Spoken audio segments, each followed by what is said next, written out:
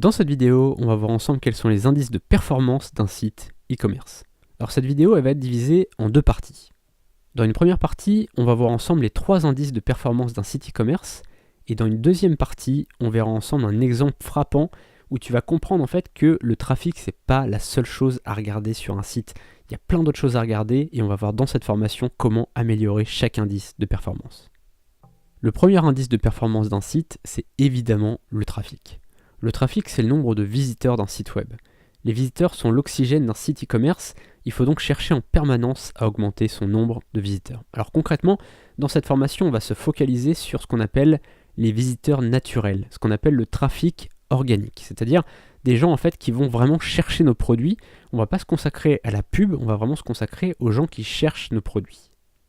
Le deuxième indice de performance, c'est le taux de conversion. Le taux de conversion, c'est le pourcentage de visiteurs qui achètent. L'objectif, c'est qu'un maximum de visiteurs se transforment en clients. Parce que ça ne sert à rien d'avoir beaucoup de visiteurs s'ils n'achètent pas. Tu vois, c'est pour ça que je te parlais de trafic organique, de gens vraiment qui cherchent nos produits, et c'est pour ça qu'on va se focaliser là-dessus.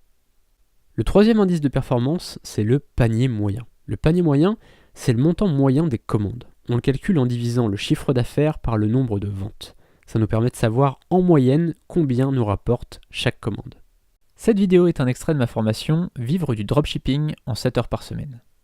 Dans cette formation, on verra comment gagner sa vie avec un site e-commerce sans Shopify, sans pub Facebook, sans stock ou avec un mini-stock et sans connaissances techniques.